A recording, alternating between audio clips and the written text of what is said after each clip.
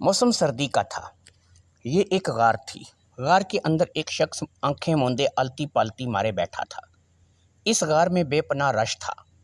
ایک طرف عورتیں اور ایک طرف مرد بیٹھے تھے۔ ہر کوئی اپنی باری پر اس شخص کے پاس جاتا جو آنکھیں موندے بیٹھا ہوا تھا۔ ان لوگوں میں ایک عورت ایسی بھی تھی کہ جب بھی اس کی باری آتی وہ اپنی جگہ کسی دوسرے کو بھیج دیتی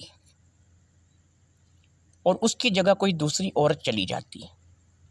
اسی طرح سلسلہ چلتا رہا اور پھر ایسا ہوا کہ ایک وقت ایسا آیا کہ غار میں صرف چند لوگ باقی رہ گئے اور پھر وہ بھی اپنی اپنی غرض بیان کر کے وہاں سے چلے گئے۔ اب غار میں صرف وہی عورت باقی تھی۔ اب وہ اٹھی اور اس آدمی کے پاس چلی گئی اور وہاں جا کر بیٹھ گئی۔ اس عورت نے برقع پہن رکھا تھا اور وہ عام برقع نہیں بلکہ ٹوپی والا برقع تھا۔ ایسا برقع تھا کہ اس عورت کی شکل کوئی بھی نہیں دیکھ سکتا تھا۔ اس نے اپنے سامنے بیٹھے شخص کو مخاطب کیا، اول خان، میں بہت دور گاؤں سے تمہارے پاس آئی ہوں۔ میرا نام کیا ہے اور میں کون ہوں اور میں کس قبیلے سے تعلق رکھتی ہوں، ان باتوں سے تمہارا کوئی تعلق نہیں۔ تم کو اس بات سے کوئی غرض نہیں ہونی چاہیے۔ بس اتنی بات جان لو کہ ایک دشمن قبیلے نے میرے ماں باپ بہن بھائی کو جان سے مار دیا ہے۔ میں اپنے گاؤں سے بہت دور بیاہی گئی ہوں، اس لیے صرف میری ہی جان بچ سکی۔ اگر میں وہاں ہوتی تو میں بھی مر جاتی، لیکن میں جانتی ہوں کہ میرے ماں باپ بہن بھائی کو کس نے مارا ہے، کس نے ان کو قتل کیا ہے، مگر میں عورت ذات اپنے ماں باپ کی موت کا انتقام نہیں لے سکتی۔ اس لیے مجھے کسی نے تمہارے بارے میں بتایا ہے، تم کالا علم کرتے ہو، تمہارا دین ایمان صرف پیسہ ہے۔ میں بڑی امید سے تمہارے پاس آئی ہوں، مجھے کوئی ایسا علم کر کے دو کہ جس سے میرے دشمن مر جائیں۔ میں اس کام کے لیے تم کو اتنا پیسہ دوں گی کہ تمہاری زندگی بن جائے گی۔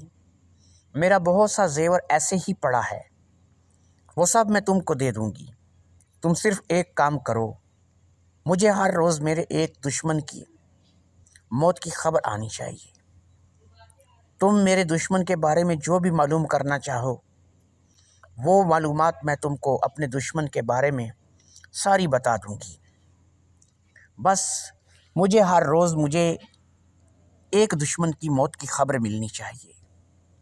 اگر تم یہ کام کر سکتے ہو تو ٹھیک ہے، اگر تم یہ کام نہیں کر سکتے تو مجھے کوئی ایسا بندہ بتاؤ جو میرا یہ کام کر سکے، میں اس کے پاس چلی جاؤں گی۔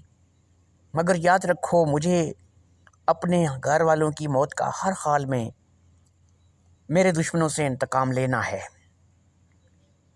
اب اول خان نے آنکھیں کھولیں اور اس عورت کو دیکھا۔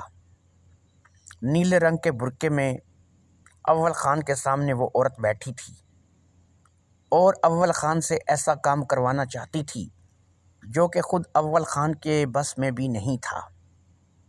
اول خان نے اس کو مخاطب کیا اور اس کو کہا، دیکھو بی بی، میری بات کو غور سے سنو۔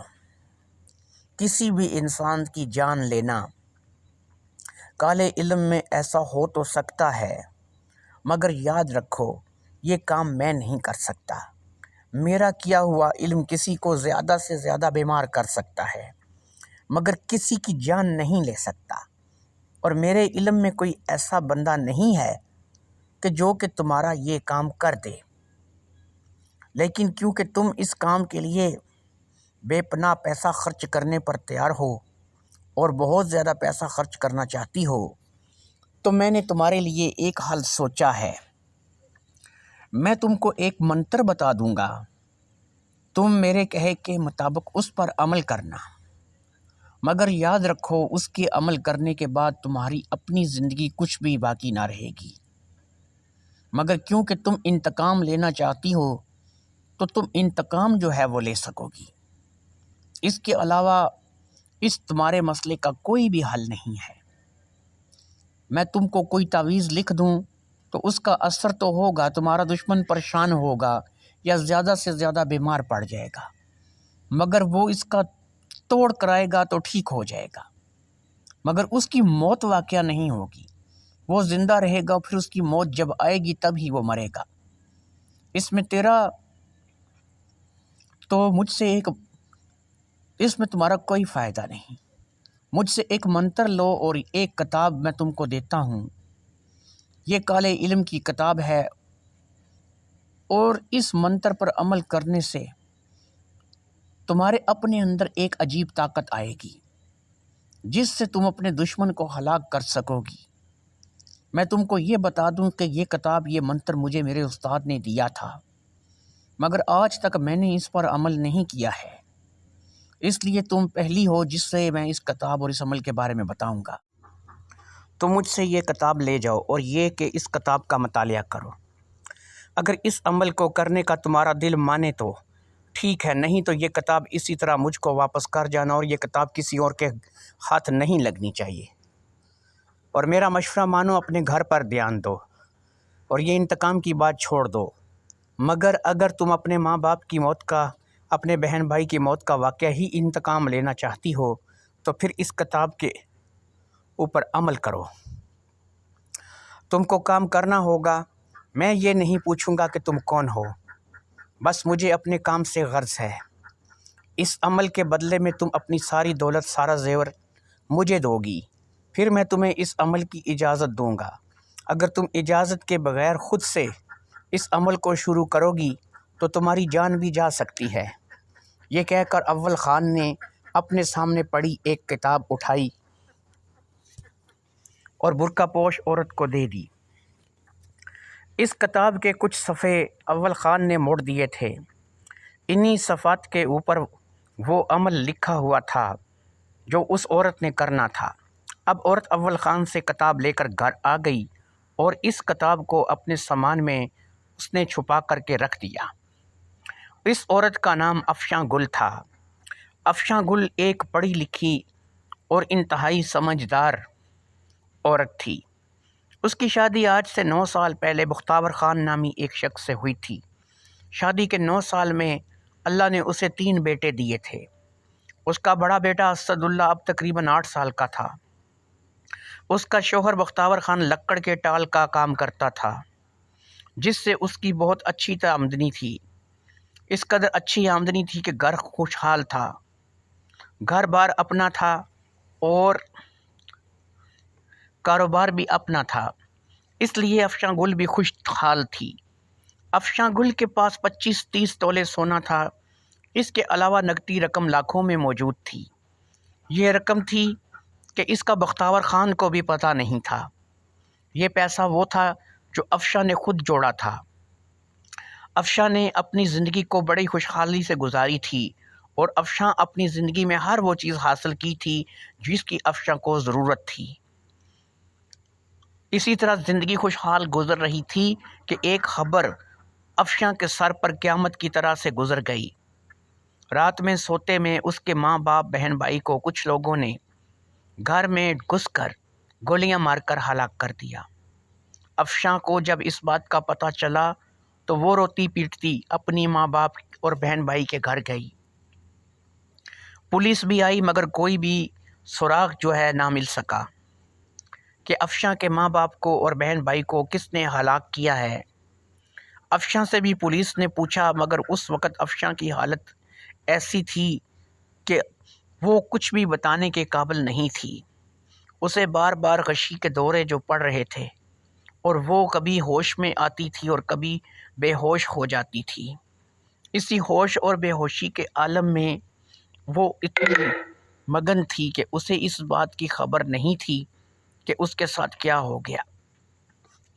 اسی طرح کئی دن گزر گئے۔ اب افشاں کو نہ کھانے کا ہوش، نہ پینے کا ہوش، اور بچے اس کے کہاں ہیں، شوہر کی حالت کیا ہے، اسے کچھ فکر نہیں تھی۔